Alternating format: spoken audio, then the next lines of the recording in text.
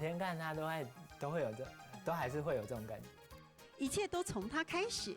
绘本画家大美羊刘瑞荣的超级爱犬兼工作伙伴茄子酱，它有疗伤的作用，都说他是我们公司的董事长。秋田犬招牌肿脸八字眉，背着小包包，像要浪迹天边。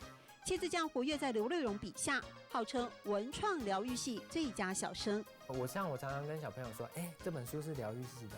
像我啊，我考试考不好，我都看这个。的确给了好多人纯然的快乐。透过网络跟刘瑞荣连结，让他成了第一代知名部落客，拥护者多。茄子酱绘本应运而生，还有母亲专程感谢他，让女儿重拾欢颜。他发现他女儿看我这本书的时候，觉得就是其实某种程度有释放他平常的压力。他只是告诉你、引导你的情绪而已。很多的时候，那个空白是要你自己填进去的。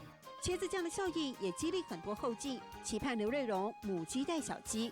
设计团队开始走向多元，魏德胜导演的电影分镜脚本、广告人偶绘图，甚至唱片封面设计都做出口碑。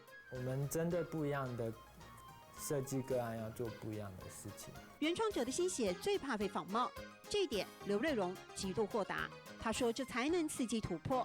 每次新作品获得的读者回应，就是最大的动力。丢卖给牛卖是什么？各种东西都有，各种东西都有，什么东西都有。还是回到初衷，舍弃复杂繁琐，一个大男孩，一只开心狗，继续在方格空间里，以一种可爱朴拙提供温暖。丢卖给各种东西都有，丢卖给各种东西都有。